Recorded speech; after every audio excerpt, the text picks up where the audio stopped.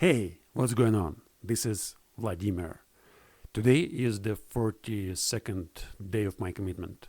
I talk to the camera every day for 15 minutes, trying to improve my English, practicing my pronunciation, working on my grammar, and just describing my daily routine. I think it's a great opportunity for me just to talk about my actions and learn how to understand better what I'm doing. That's the meaning of this exercise, just to describe what I'm doing, to build models of my actions and, train my memory, train my attention, train my imagination. Now, I'd like to start this video from recalling the definitions which I learned during this week. Every week I learn 5 new definitions related to the topics of my speaking club. And this week I learned definitions of self-image, social status, social stratification, social class, and social mobility. So let's start from the beginning. Social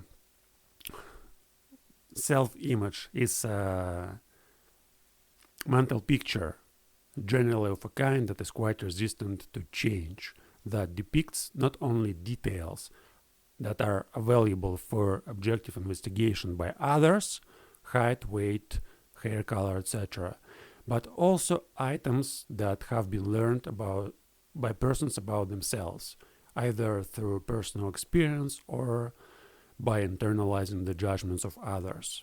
So this is self-image. Now, social status. Social status is a measurement of social value. Social status is based in beliefs of members of a society about who holds a comparatively more or less social value. Now, social stratification. Social stratification refers to a society categorization of its people into groups based on socioeconomical factors like wealth, income, race, education, ethnicity, gender, occupation, social status, or derived power. Now, social class. A social class is a set of concepts in the social sciences and political theory centered on models of social stratification, which occurs in a class society, in which people are grouped into a set of hierarchical social categories, the most common being upper, middle, and lower classes. And the last definition which I learned yesterday, social mobility. Social mobility is the movement of individuals, families, households, or other categories of people within or between social strata in a society. So now, let me tell you a little bit more about these definitions. So what's the purpose of memorizing them? I don't think that I'm gonna keep all these definitions in mind forever. It's not the purpose. The purpose is training my memory. So every day I have just 10 minutes. I use one definition. I memorize it, then I repeat them all, and then at the end of the day I know like 5 definitions. At the end of the week I know 5 definitions. I use them at the speaking club in order to develop a discussion. Our speaking club, we discuss certain topics, and it's very helpful when we may take one definition related to the topic, one concept, when I may describe it, and then we build a discussion around it. For example, let's suppose that we want to talk about social status. Well, I may give a definition. Social status is a measurement of social value. And then we may just ask questions. What is social value? And how we may measure it? Who is more or less valuable in a society? Who is more valuable, a governor or a teacher or a worker or a bus driver or an artist or filmmaker, whatever. So we may just think about social value and just try to build the discussion based on this concept. And when I know the definition, it's really helpful to start a discussion, to start a dialogue. So I give a definition, I ask people what they think about this definition. Then we start a dialogue, and it again helps to develop a conversation, because I'm actually very tired of asking stupid questions all the time. So what I'm doing at my speaking clubs, I have a topic. Like this week we have a topic, social status. And during a week, I'm studying this topic. I go on the internet, I learn those concepts related to the topic, I watch some lectures, I think about the topic. It's not just memorizing definitions, I also think about it. I imagine the topic, social status, for example. I write an article about the topic, not every time, but usually I try to write something like my thoughts, what exactly I think about this topic. And then I ask myself some questions, like, why do I think about this topic? Like, whatever I think about it, like, what's like, where did I learn it? How do I know something about this topic? Where how I found this knowledge? Oh, yeah, now it's kind of silly. I can't explain it more clearly, but this is the idea. So I think about it, I create a list of questions, and then I come to the club, and then I ask these questions, and we talk about whatever related to these questions and to the topic. And usually I also do the next exercise. I ask a question, I make up a question related to the topic, and then I try to build a dialogue around this question. So basically I ask myself, like, not what is social status, for example. What is social status? It's like I may give a definition and that's all. Then we may discuss a definition. But some questions like, why do we need to understand social status? Or how our social status influences our life?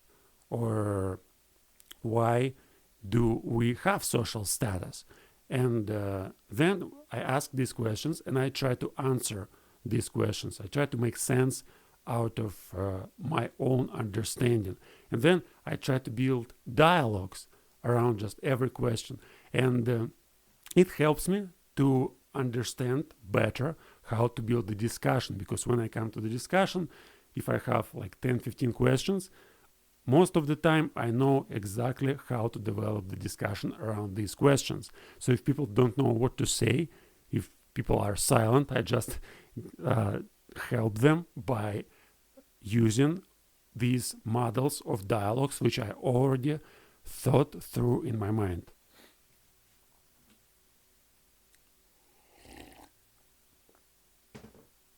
But this idea of studying definitions is kind of new. So before I didn't do that, I prepared some materials to the speaking club, and I used to sometimes memorize some introductory speeches, whatever. But to study concepts, definitions related to the topic, it's a relatively new idea, and it's easy. Again, it's just 10 minutes. I'm trying to focus on these definitions only at this particular time in my day. So at the end of the day, I write down a definition, I memorize it, and then I try to forget about it and only remember it when I need to give a talk at the morning. So okay, now I'm gonna talk a little bit about English speaking community of Kaluga. Yesterday, I tried to describe what it's gonna be like, how I'm gonna build it, what are the principles of the community, what are the goals of the community. And, when I'm thinking about it deeply, I see that it's, first of all, if I just would make up some principles and goals, even though they may be very crafted and, brilliant goals, it's not actually the way how I'm going to attract people. The way how I'm going to attract people is just by studying language and becoming better and better at it. and eventually I'm going to become like the best English speaker in our city.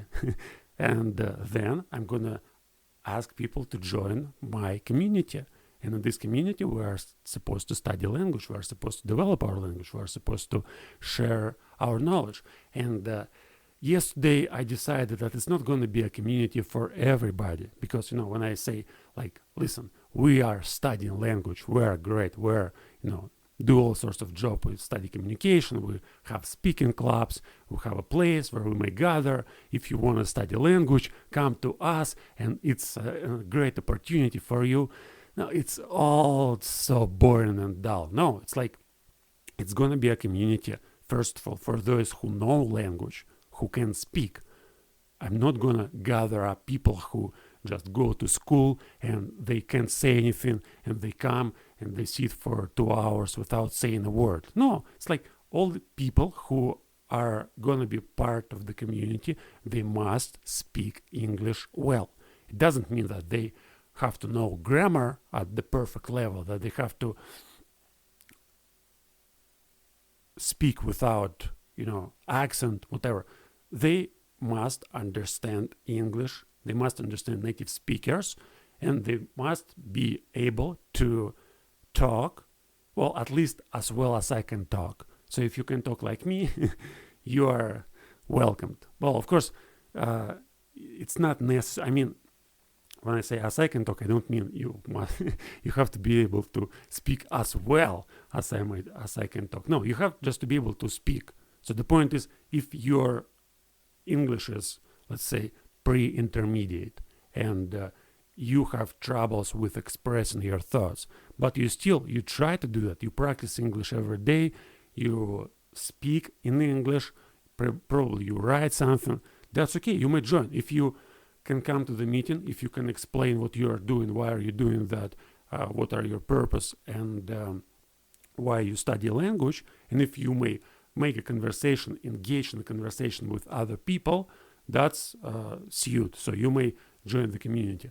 But if you can't explain anything, it's like, I'm sorry, it's not for you. You may join the community, but you are not going to be the part of the community until you study language and until you learn how to speak. And we in the community, we are not going to teach people who can speak to speak. No, we are going to develop our language. We are going to develop our communication. We are going to grow. It's not a teaching community. It's a community for those who can speak and who want to speak better.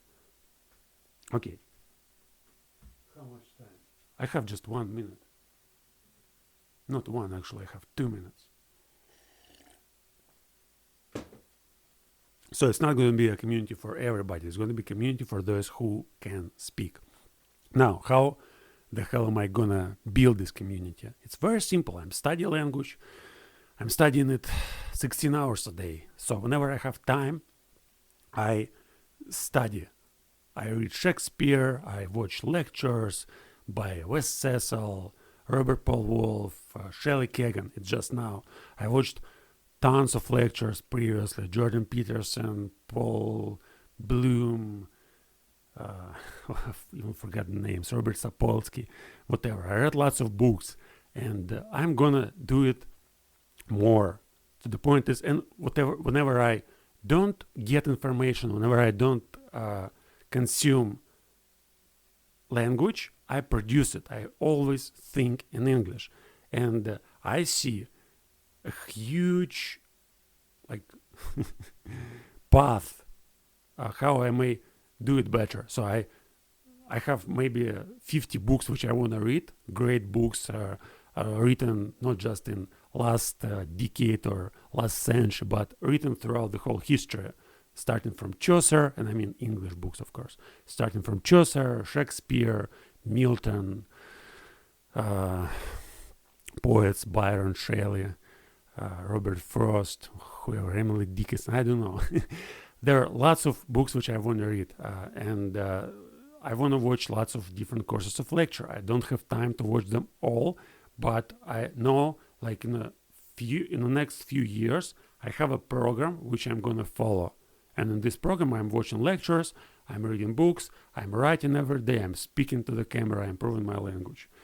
Now I don't have time to continue. But the point is, I'm studying more, I'm developing my language to the point where it's going to be better than everybody else's language. It doesn't mean that I want to, bully you and tell you all the time that you're a fucking idiot, you don't know anything. I do it to create a community. To create a community, I must become the best English speaker. And that's my purpose. That's what I'm doing here. So see you next time. Bye-bye.